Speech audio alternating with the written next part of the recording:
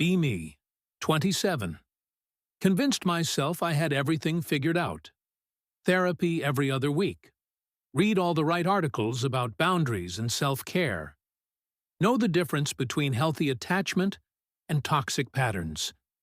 Except, apparently not. His name is Daniel. Met him sophomore year at community college. Both taking intro to psychology. Sat next to each other because we showed up late. He made some joke about Freud. I laughed. Been inseparable ever since. That was 8 years ago. Daniel works in tech support now. Fixes computers and networks for small businesses. Makes okay money. Lives in a decent apartment. The kind of guy who shows up when he says he will. Remembers birthdays. Actually reads the articles you send him. Not hot, in an obvious way. Just solid. Brown hair. Regular build. Nice smile. The kind of dependable that feels invisible until it is gone. Junior year, he asked me to homecoming. I said no. Told him I valued our friendship too much. Real reason was I had a thing for Marcus from my sociology class. Marcus had tattoos and a motorcycle. Marcus also had 3 other girls he was texting. Daniel took the rejection well. We stayed friends. Kept hanging out like nothing happened. 3 years ago, I dated this guy, Brandon, for 5 months. He dumped me over text. Said he needed space to find himself. Found himself with his coworker 2 weeks later. Daniel let me cry on his couch for an entire Saturday. Brought me ice cream and put on stupid comedies. Somewhere around midnight he tried again. Said he still had feelings. Said maybe we should give it a shot. I told him he meant too much to me to risk it. What I really meant was, I still thought I could do better. I wanted the attention without the obligation. And Daniel stayed. He always stayed. When my car broke down at 2 in the morning on the highway, Daniel drove 40 minutes to come get me. Waited with me for the tow truck. Never complained. When my mom got sick last year, Daniel showed up at the hospital with coffee. Sat with me in the waiting room for 6 hours. Just sat there. Did not even say much. Just was there. When I got passed over for a promotion at work, Daniel listened to me rant for 2 hours. Told me my boss was an idiot. Told me I deserved better. When some creep would not leave me alone at a bar. Daniel picked up my call at midnight. Stayed on the phone until I got home safe. I would text him when I was drunk. Miss your face. He would always respond something sweet. I would ignore it, sober. We had dinner every Tuesday. Just us. Our thing. I would touch his arm when I laughed. Then pull back if it felt like too much. When he mentioned trying a dating app once, I got weird about it. Made some comment about how apps were shallow. He never mentioned it again. Told myself we were just really close friends. But I knew, somewhere underneath all my excuses, I knew he still wanted more. And I kept him there anyway. Because it felt good. Being someone's first choice, without having to make them mine. Last week, Daniel asked to meet for dinner. Our usual place. Thai restaurant we have been going to for years. He seemed different. Lighter somehow. Like he had been holding his breath for years and finally exhaled. I need to tell you something. He said it with this smile I did not recognize. Okay. Trying to sound casual, stomach already twisting. I have been seeing someone. Her name is Claire. We met at a board game night my coworker hosted. The restaurant got very quiet. Could hear my own heartbeat. It is getting pretty serious. Like I think this might be it. He watched my face while he said it. Tried to smile. That is amazing, Daniel. I am so happy for you. My hands were shaking under the table. He kept talking. Claire works in HR, loves hiking, has 2 cats. They had already planned a trip to the mountains. He used the word soulmate. Actually said that word out loud. Made myself nod. Made myself ask questions. Made myself act normal, while something in my chest started cracking. When we hugged goodbye, I held on too long. Daniel did not notice, or pretended not to. Went home. Told myself this was normal. Friends get partners. Things change. I have other friends. This is fine. Except, it was not fine. Spent the next 4 days checking my phone. Daniel used to text me constantly. Random memes, stupid jokes, screenshots of weird customer service calls. My phone stayed silent. Friday night, I had a bad day at work. My co-worker took credit for my project in a meeting. I spiraled. Convinced myself I was going to get fired. Everyone hated me. I would die alone in a ditch. Stared at Daniel's contact for 10 minutes. Called him. He answered on the 4th ring. "Hey, what is up?" His voice still warm, still familiar. "Hey, sorry, I know it is late. Just had a really bad day. Jessica stole credit for the Morgan project and..." He listened, made sympathetic sounds, gave good advice, like always. Told me Jessica always pulled this stuff. Told me to document everything. Was mid-sentence about my boss when he cut in. "Hey, I actually have to run. Meeting Claire for a movie. But you got this okay. Document everything and talk to your manager Monday." "Oh, yeah. No worries. Have fun." He hung up, sat there staring at my phone. In 8 years, Daniel had never cut a call short. Never had somewhere better to be. Never prioritized anyone over me when I needed him. Felt like I had been erased. Called my friend Nina the next day. Nina has been married for 4 years. She is stable, rational. I trust her to tell me the truth. Met her for coffee. Immediately started venting. Daniel is dating someone. Like, seriously dating. Nina smiled. "Oh, that is great. Daniel is such a good guy. What is she like?" Her enthusiasm made me irrationally angry. "Her name is Claire. She works in HR or something. They met like 2 months ago." "Good for him," Nina said. "He deserves to be happy. I guess I am just worried he is rushing into it." 2 months is not that long. Nina looked at me carefully. Rushing into what? I do not know. What if she is not right for him? What if he is just settling? And you think you know what is right for him? Nina said it gently but pointedly. I know him better than some random girl. Nina put down her coffee. Do you have feelings for Daniel? What? No. We are friends. Then why do you care who he dates? I just do not want to lose my friend because some girl comes along. Has he stopped being your friend? It is different now. He is not as available. He has a girlfriend, Nina said slowly.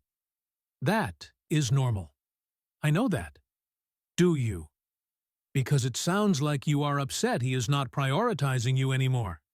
That is not. I stopped, took a breath. I just think 2 months is fast. Or maybe he knows exactly what he wants, Nina said, because he spent years figuring out what does not work. The comment hit harder than she meant it. Changed the subject. Asked about her husband. Finished my coffee too fast. Went home feeling restless. Annoyed at myself for caring. Annoyed at Daniel for moving on. Annoyed at everything. That night, I lay in bed replaying the conversation. The way he said Claire's name. Soft. Different than how he said anything else. The way he cut our call short so easily. Told myself to get over it. Friends grow apart. It is normal. But it did not feel normal. Felt like losing something I did not know I needed. Found out through mutual friend Kevin. There was a birthday party coming up. Kevin's place. Daniel was bringing Claire. I said yes, immediately. Spent 2 hours getting ready. Tried on 6 different outfits. Settled on jeans and a nice top. The kind that looks casual, but is not. Told myself it was just because I had not been out in a while.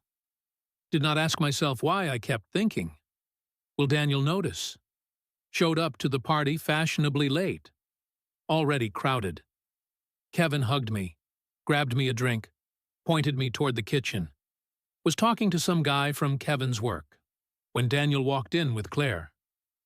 My stomach dropped. Claire was pretty. Not model pretty, just normal pretty. Dark, curly hair, bright smile, wearing a sundress. The kind of girl who looks approachable. But what made me freeze was the way Daniel looked at her, like she was the only person in the room, his hand on her back, protective, easy, natural. Claire said something. Daniel laughed. Real laugh. Not the polite laugh he used with me lately. Then kissed her temple without thinking. 8 years. I had known him 8 years. Never seen him that comfortable with anyone. Daniel saw me, waved, brought Claire over immediately. Hey, this is Claire. Claire, this is the famous Rachel. Claire smiled wide. Oh my God, finally. Daniel talks about you constantly. So good to finally meet you. All good things, I hope. Trying to sound light. Definitely. She laughed. He said you two have been friends forever. The word friends felt like a slap. Yeah, since sophomore year. Feels like a lifetime. We made small talk. Claire asked about my job. Seemed genuinely interested. Told me about working in HR, how she loved helping people navigate workplace issues. She was easy to talk to, warm, likable. I hated her, or hated that I could not hate her. They drifted off to mingle. I grabbed another drink, posted up in the corner, watching. Daniel was different with her, relaxed, confident. He laughed louder, touched her casually, hand on her waist, fingers brushing her arm. With me, he had always been careful, like he was afraid to mess up. With Claire, he was not afraid at all.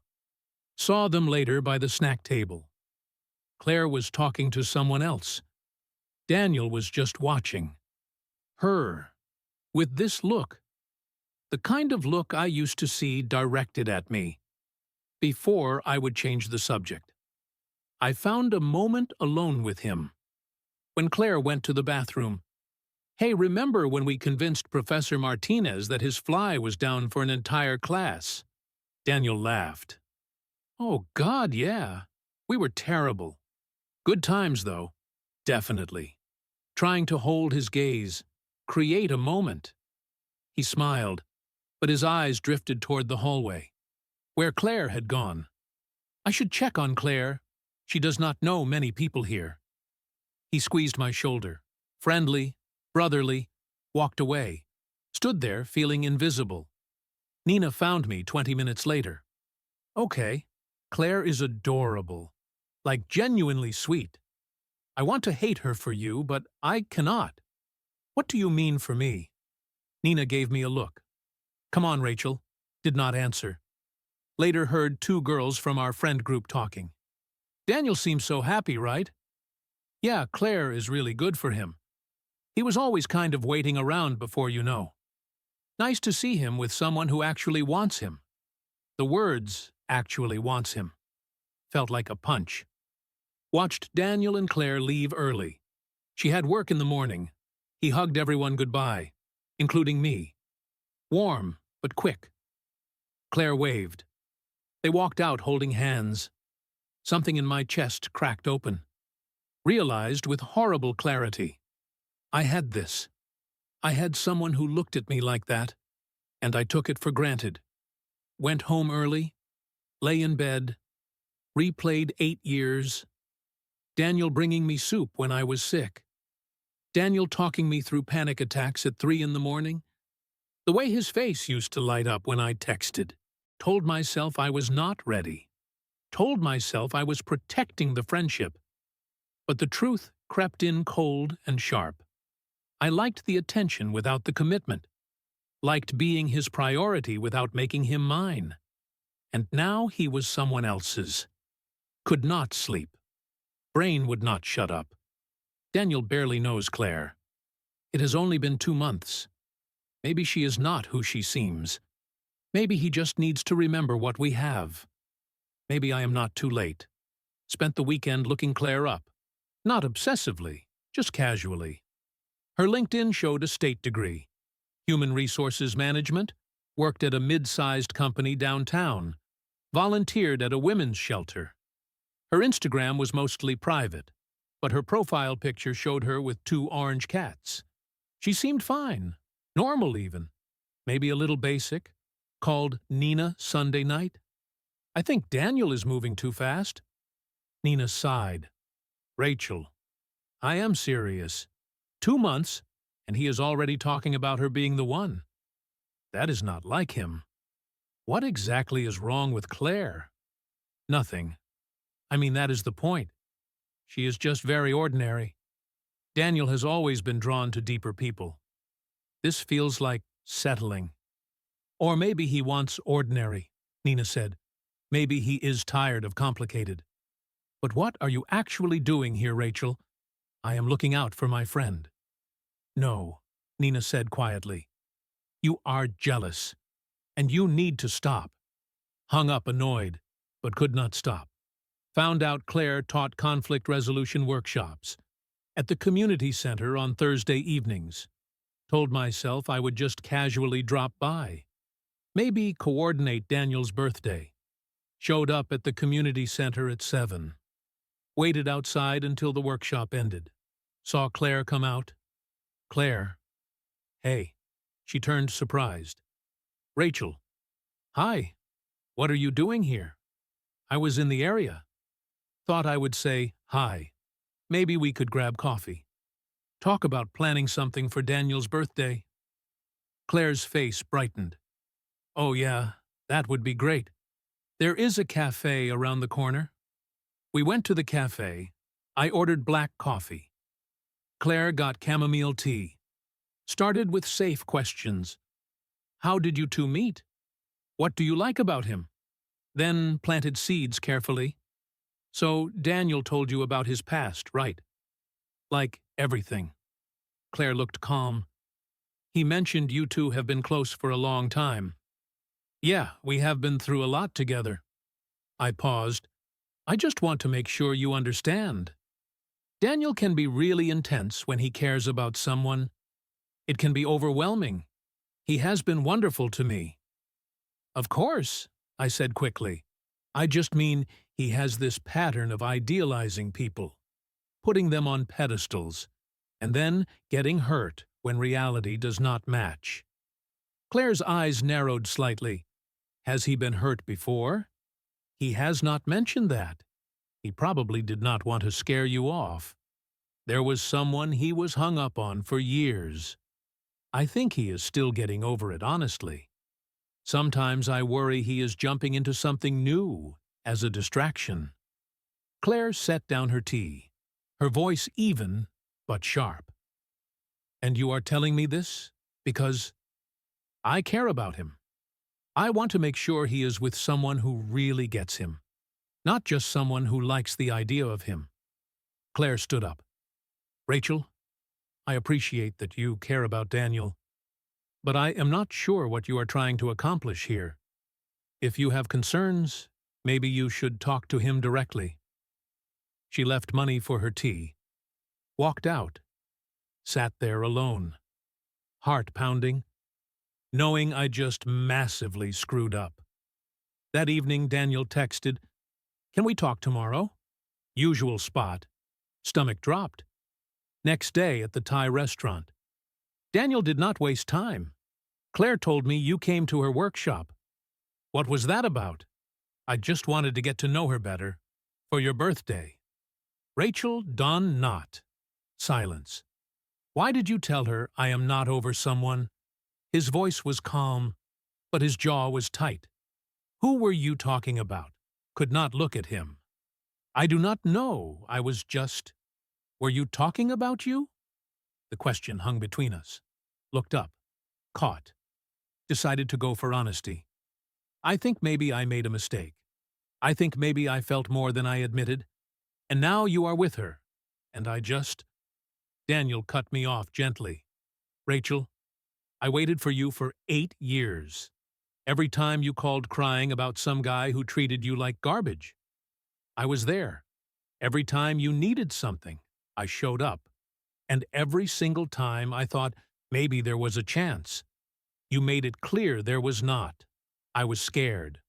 No. His voice firm. You were not scared. You did not want me, which is fine. You do not owe me attraction. But you do not get to decide you want me now. Just because I am happy with someone else. But we have history. History is not enough. Claire sees me.